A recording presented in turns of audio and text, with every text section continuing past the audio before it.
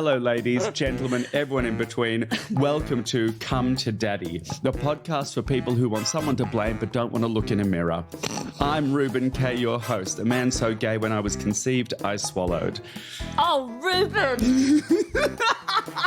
We're 10 seconds in. I'm so sorry. I wrote some notes in the Uber that delivered me to the wrong location today, which is why I'm late. I'm learning how to use an iPad. Yeah, this is incredible to watch. I'm not good at it.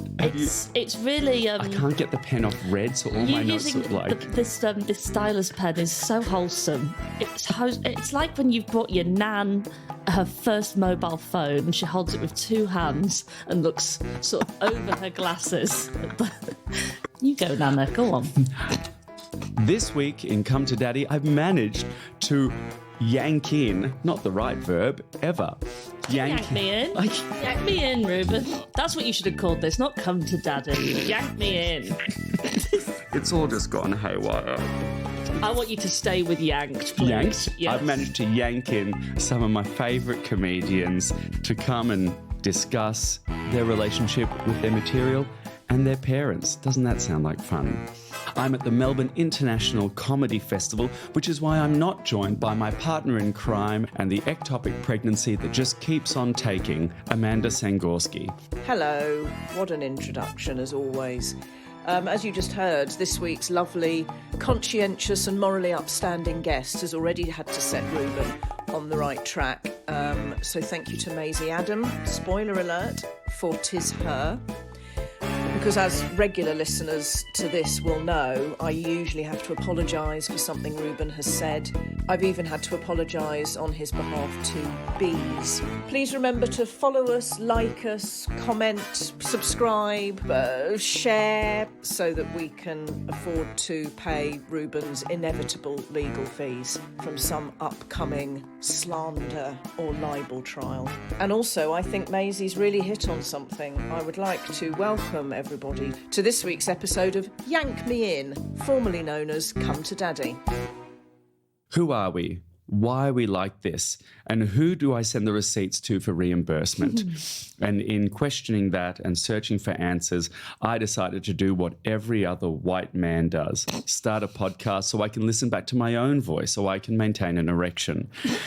So let's get into it. My guest today is a comedian, writer and actor who has either written for or appeared on pretty much every British comedy show you can name. I'm so jealous. Not bad for someone whose drama teacher told them they were shit at writing. Despite all the success, her dad's proudest moment was when her new haircut was compared to Dave Hill from glam rocker Slade. I mean, she's right here and I can tell you it's uncanny. Maisie Adam, come to Daddy. Oh, thank you, Reuben. It's a pleasure to be, steady that. Pleasure to be yanked over here. What a callback. Pleasure to be yanked. Yeah, thank you for dropping in the haircut so quickly. But you just showed me a photo of your mum with the same one. That's why. Reuben, we've even got the same earrings with the haircut. Do you really? A little hoop? Yes. Is that because you are indeed my mother? Oh my God, what a revelation. Are you my mother? This is how we find out. Reuben, you're my boy. For listeners who aren't familiar with Maisie's oeuvre, Maisie, can you describe the haircut for us? Okay, I mean, from the front, you wouldn't know, would you? No. If we were doing this on Zoom, you'd be like, look at this lovely lady with a little bob. And then I turn around and I look like your dad. I think it's called a Chelsea cut. Yeah, it is. It's a Chelsea cut. It's a very punk 80s moment of rebellion at the back and sort of camouflaging yourself into respectability from the front. That's it. That's why I like it, though. I love it. It's a two-faced haircut. It is. For a two-faced gal. I love it. On Come to Daddy, we do a parental questionnaire. Yeah. Rapid fire, quick fire? Sure. Names of parents. Jill and Phil. Yeah, it's so insane, isn't it? I mean, they sound like radio co-hosts. They do, absolutely. If they were a celebrity couple, they'd be Gillip. Gillip, yes. Yeah. Yeah, though nobody calls my dad Philip. His mum does, but she's allowed to. It's full name when you're in trouble syndrome. Yeah, but even when my mum is angry at my dad, she'll just say Phil, but in a tone where he knows he's in trouble. Yeah. I don't think I've ever heard my mum say Philip. It's just they're both. If they're angry, it's just them both going Jill, Phil, Jill, like across the house. Like they both stubbed their toe. Yeah. Their names sound like something you say when Phil, basically. So yeah, Jill and Phil. Jill and Phil, we love it. How old are they? Oh, right. So when I get back, my dad's going to turn 59 and my mum is 57. What? How old are you? 29. What year were you born? 94. This is a lot of numbers, Reuben. I was in grade 6. I'm good. That's fine. Are you all right? You've been on so much more TV than me. I'm not. I'm fine. Excuse me. I just got to reach. Excuse me. I mean, I'm reading between the lines here, and what I'm reading... who puts eucalyptus on a tissue? That's in my eye now. Oh, yeah, that's not fair. I'm reading between the lines here, and what I'm reading and hearing, Reuben, is that you looked at me, and when I said I was born in 94, you were like, fuck off. Well, it's a very long fringe, and I assume that's hiding something. It's a Claudia Winkleman face. Hiding the wrinkles of the shit I've seen. Where does Gillip live? Gillip lives... Oh, they live in France now. They live in this tiny, tiny village in the middle of nowhere. When your parents move to France, you know, you have dreams of living, I don't know, but for you, I was like, oh, I'd 16th arrondissement, Paris. Yeah, I wanted to like be on a balcony with the Eiffel Tower in the background. It's a very, very small village. There's about 6 houses in the whole village. Disappointing, Gillip. They always wanted to retire to France, but then Brexit happened and they were like, oh, fuck this, let's just go now before it gets too hard. And it's so lovely. Like, they're so happy out there. They love it. God, that does sound really lovely. Do they speak French? Yeah, they just say Jill and Phil instead. My mum's really good at French. My dad couldn't speak a word. Like when we were on holiday, he'd be hopeless. And he's just, ever since they've moved out there, he goes into the garden and plays the local radio. This is so sweet. And I saw him, I went out just after the pandemic and he was chatting to one of his neighbours in like pretty much, I would say, fluent French. I was so proud. And also everybody in their little village, I think the average age there is like 112. Well, they're not so like all the stuff they're speaking about is like, can you watch my chickens? I'm off into town. Yeah. It's that sort of... Yeah. They're not saying, do you want to go ice skating next Saturday? And here's a big question. How much do you blame them for how you turned out in a percentage? Oh, it's high, Reuben, it's high. I reckon it's in the 90s, you know. Really? Yeah. Yeah. We've had a lot of people go 100%. Oh, really? 100%, a couple of 50s. 100%. No, some people have just gone 100%. You've got to take some accountability, haven't you? Apparently not. I reckon I'll say 95%. Yeah? Yeah, I'm pretty much half of each of them. Like, in every way. And then an extra 5% of, like, a latte foam? Yeah. Of yourself? Yeah, 5% of sort of millennial dread. Do you think Gillip will listen to this podcast? Oh, great question. So Jill... It's more about me than you. Jill will, but it'll take her... I know, it's this just is the struggle we have now.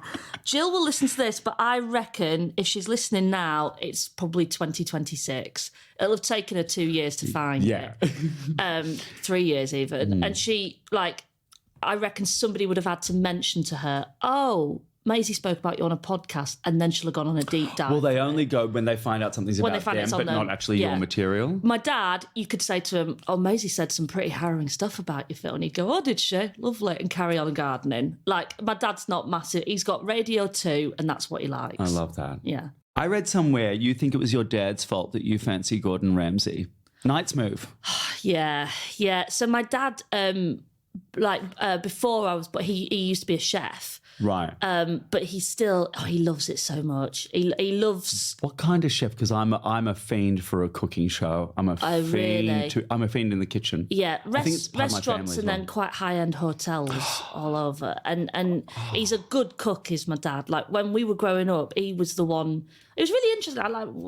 We'll probably come on to this, but, like, growing up, my dad was the one that did the school run and the cooking, and my mum was out, out the door before we were even up for school and coming back quite late from her job. So we got really like.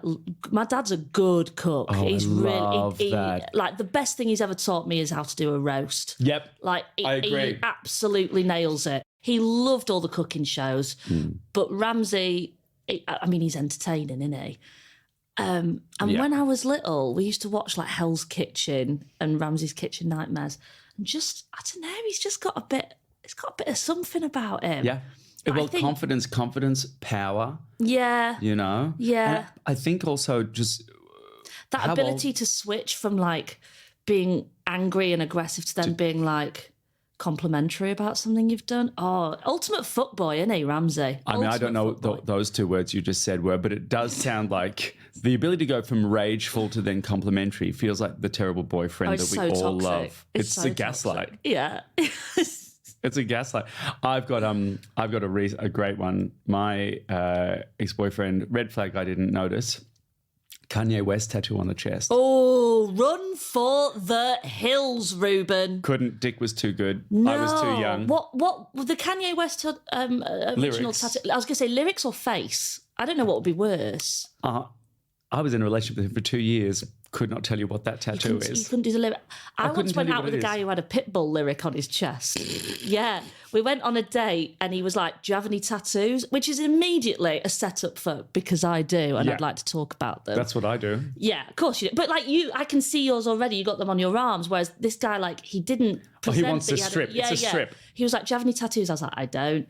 And then he was like, "Well, I do." And before bearing in mind we were on the train to Leeds, he's just whipped off his top and written across here is, "Tonight, give me everything because we might not get tomorrow." One night stand tattoo. Well, yeah, but I couldn't help read it in the rhythm of the song. I was like, "Oh yeah, tonight, give me everything." Yeah, no one wants It you to was sing along to awful. their tattoo. Yeah, it was like a lyric awful. sheet in a panto. Yeah. Yes. Oh my god. That's the drop down. Everyone, come on! You start throwing sweets at people while you read off his tits. Just go. Oh no, you won't.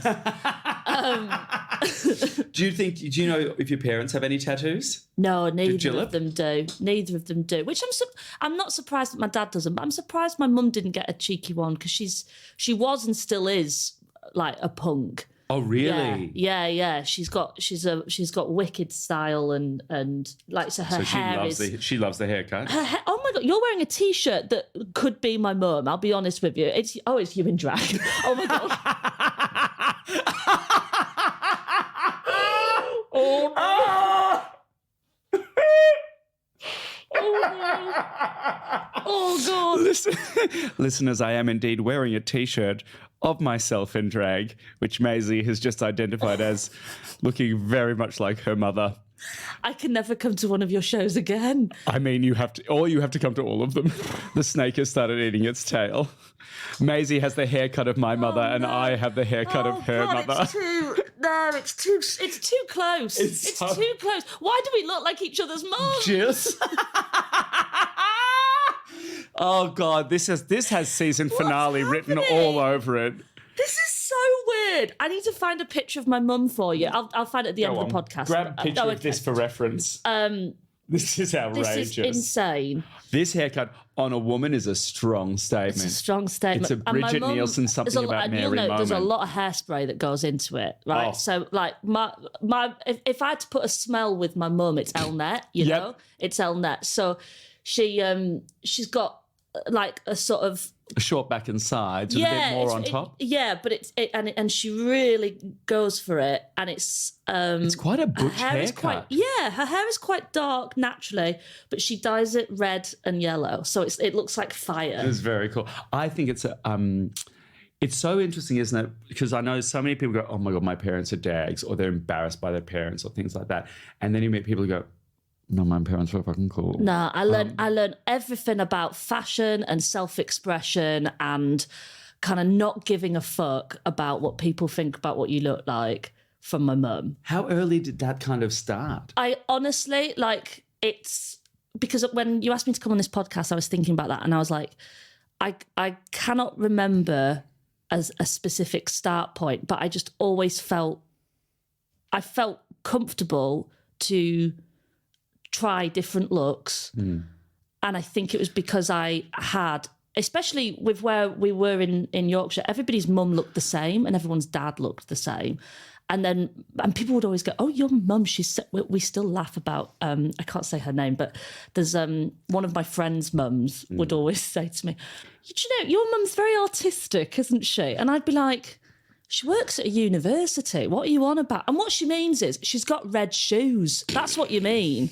Oh, I just love... She's got red shoes and a short haircut.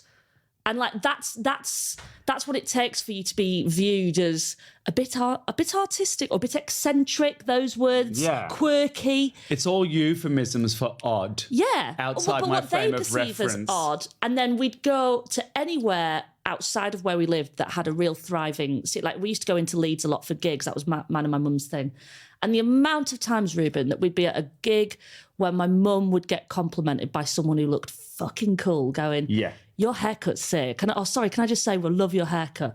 And I grew up seeing somebody so different to a lot of other women her age where we were, just really loving how she looked. She knows what she likes. She knows the patterns she likes.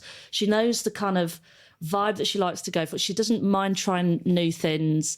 And I think that's an incredible thing to like learn. Oh, to pattern onto your child kind of passively just by living your life and letting your child witness that. I think so. And especially... It gives me all the feels. Yeah. I just... And also, I think it's important here to mention my dad's like... Oh, what's your dad's? Because my dad looks like every dad. My dad's not an eccentric, quirky guy. My dad looks really, really like everybody else's dad. He's just a tall, bold white man. Like, and he's got. I mean, we have jokes about it. He's got about 25 pairs of brogues, all in different shades of brown. Yeah, like that's dad expressing himself, choosing the beige rainbow, which shade of beige brogue he's going to wear tonight. But like. They work brilliantly together. He loves her self-expression. She loves that he's just like... How did they meet? Oh, are you ready to cringe? Are you ready for your toes to curl? Oh, I literally just had osteo on my feet today. Did you? Yeah. Okay. They met walking their dogs in the park. Yeah, I know. It's disgusting, isn't it? So vomit-inducing Disney. It's the dream that we all think is going to happen when we walk a dog, that we'll meet the love of our life because we've got a dog. Yeah, exactly. You seem like you and your parents have a really close conversational and honest relationship, which I love. But does that make it awkward when your parents spent a night in prison in the US charged with felony abuse? Explain that, please. Oh, it had to come up, didn't it? It had to come up. So I think it's important here for me to tell you how I found out about this. So I did my second Edinburgh show was about this because I thought it's out there. You know, you've got to talk about it, and it's a mad story. You know, as I've said on here, like they are wonderful parents. They're absolute the best. So it's so at odds with people I know charged with felony abuse. Yeah. So I'm basically picture the scene, Reuben. It's I'm in like year 8 at school. Okay, I'm maybe like 14, 15 years old, and we turn up to Mrs. Bray's drama class, and she's not in that day. I think she'd had to go home poorly, and she'd written on the board, "I've had to go home. Go to the library and research Bertolt Brecht." So, of course, we went to the library. Every 14-year-old's dream. Yeah, exactly. And, of course, we didn't research Bertolt Brecht. We just went on the computers and we were dicking about. And we started playing this game where you'd, like, Google your mate's name and press image, and it would come up with some stupid person, you know, like just anybody. Like how low was the bar for comedy when we were 14 in the early days of the internet too? Yeah. So you'd be like, Reuben, you press Google, it might be like some college professor, and you'd be like, "Ha, that's you." I remember we did it with my friend Emily. We typed in her name, and it came up with a grave with a name on it. We were like, "You're dead. You're a ghost." And then I was like, my turn. And so I Googled my name, pressed image, and a mugshot of Jill and Phil came up. And I was like, what the fuck? And like, just the tone. I remember like the tone in the library, all my mates being like, "Isn't that your mum?" I was like, "Yeah, it is my mum." And my dad, "Yeah, fuck." I went on and it was like a BBC article from 1999. basically saying, and I had no memory of this because I was 5 years old and my little brother Danny was 1. But we'd gone on holiday to celebrate, I think my dad's 40th, something like the 35th birthday. And they'd put me and Danny to bed in this hotel in Florida. And then they'd gone downstairs to watch a firework display. That had woken me up. I'd woken up and been like, oh, what's that loud noise? Gone out to go and find my mum and dad. Door clicked shut behind me. Couldn't get back into the hotel room. You're 5 years old. You start crying. A woman found me in the corridor, and rather than be like, are you all right? All right, you've lost your mum and dad. I'll take you to reception. We'll sort it. She rang 911, and these police force came and they arrested my mum and dad on child neglect charges. But so my dad there's a concierge. This is it. There's so many steps you take before getting there. Really a middle class response. Yeah, there really is. There's a concierge. We get an insight there into the hotels Reuben K stays at. Just get the concierge. I'm like, oh, yeah, we call it a night porter, but you do you. But so my dad spent his 35th birthday in a cell, and my mum the same, and it was mad. I remember going home that night and getting off the school bus and coming through the front door. We were having dinner. My mum came home, and then I was like, I found something on the internet today. Not something you want your child to say ever. We were sat around and I was like, yeah, I found some. I Googled myself and it came up with something in Florida. And again, just the silence. And my mum and dad, I mean, I get it. They didn't think the internet, was going to... Yeah. When it happened, it was 1999. It's pre, any of the other, I don't need to say it, but more notable cases of kids being left in a hotel room and things going wrong. I think if you speak to any person, their parents would go, it was the 90s. Yeah. We put you to bed, we shut the door, and half of them would go on the lash. Well, we've all seen how that worked out, didn't we, with a couple of high-profile cases? Yeah, exactly. But this was before that, and I think loads of people used to do it. But it was a real, insight, because I think it was really, really traumatic for my mum and dad. Can you imagine the horror of being accused of? Yeah. And everybody having an opinion. And imprisoned as well for it. Yeah. I mean, only custodially, so they didn't get charged. Not in prison, but they were even dropped, just put in a jail cell is a horrible experience. Yeah, and they. So I've heard. A friend said. Yeah, friends said. But they had my mum and dad have both said that there was people kind of waiting outside the house taking photos of them, and as I've said, my mum and dad are the best parents you could ever hope to do. They've done everything, I think. If I could be half the parent they've been, I'll have done an all right job. So to have them there on the worst thing you can be accused of as a parent is just insane. But it was it was kind of eye-opening of being like, oh God, everybody makes a mistake. Everybody has those moments where you are when you cock up and everything feels very hot all of a sudden, and all the attention's on you, and especially as I've said, with what people used to say about me, oh, she's very eccentric or whatever. If you can imagine in a town like that, a village like that, where everyone's talking, feels like a witch hunt. Oh, they'd have been so. My mum worked in education at the time as well, and it's like, oh, she's getting sort of dragged through them on a safeguarding issue. No. It's really Poor Jill and Phil. Right. Poor Jill and Phil. What an episode for Jill and Phil. I know. I mean, don't get me wrong. We laugh about it now. What's a little incarceration at a family gathering? Exactly. When I went on tour, my dad was like, make sure when you stay in the hotels, you don't fucking leave the hotel room. I was like, yeah, cheers, Dad. Really, really nice that you've let it go. All right, now it's time for the pick and mix, a little regular slot where you choose from a smorgasbord of headings and give us your best childhood stories if you've left any unmined. Pick and mix, pick and mix. It's time for us to do pick and mix. And today you have chosen, drumroll please, Amanda. It's quite hard. There's a lot of saliva on that microphone now. Got a sore tongue. Daddy, look, I'm doing a dive. Did you have any tactics to try and get your parents' attention?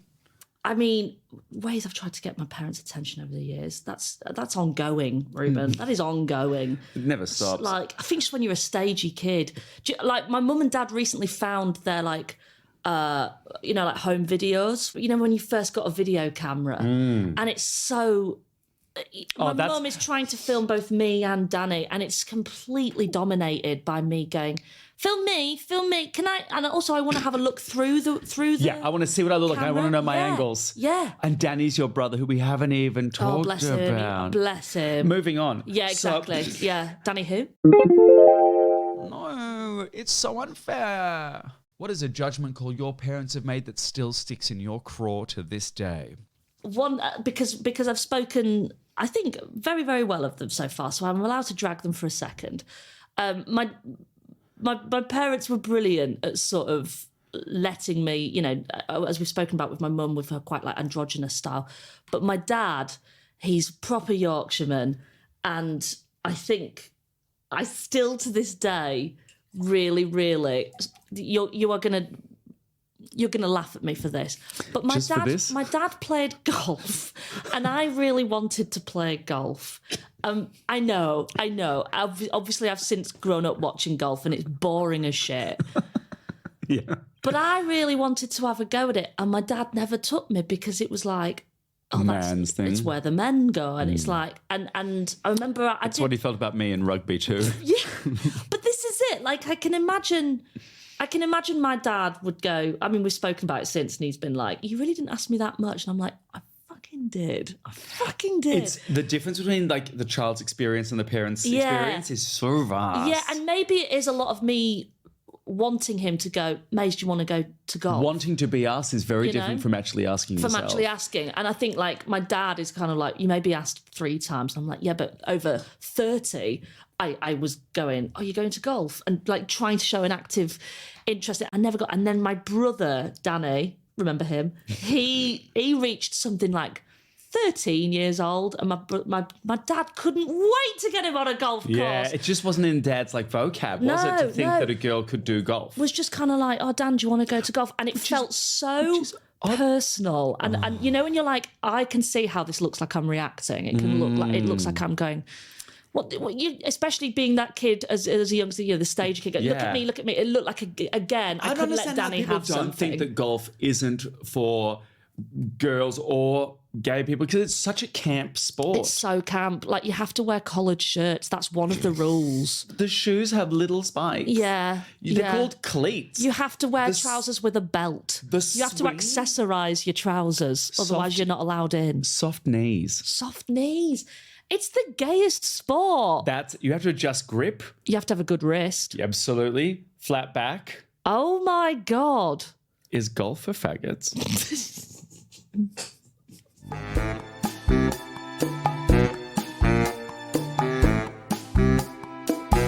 All right, the last hurdle in the gauntlet. Here it come to Daddy is called Shall I Be Mother? Shall I be mother?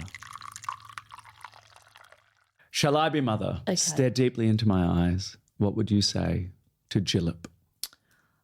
To Gillip. Honestly, I'd say thank you. Thank you for showing, like how to make 2 opposite people, because they could not be more opposite. Teaching me that you don't have to have everything in common with somebody to have a bond with them, and in fact, sometimes it can strengthen a relationship and encourage that sort of accepting and tolerance and patience. I think that maybe you don't get if you're just around your own sort of people that are exactly like you. I think they're absolutely smashing, and I'm really, really sorry for going outside to listen to the fireworks in 1999. Maisie Adam, thank you so much for coming to Daddy. Thank you. Where can listeners of the Come to Daddy pod find you? Oh, you can find me at Maisie Adam on Insta, Twitter. I don't think anyone's looking on Facebook anymore, are we? My Facebook, I'm not sure what I'm getting over there. I mean, by my messages, it's weird men. That's Amanda. We're closing off for here. Thank you, Amanda. Hey, thank you. Thank you. That was so much fun. Oh my god, it was so much and so lovely to meet you. Yeah, you as too. well. You too. I need to show you a picture of my mum. Yes, please.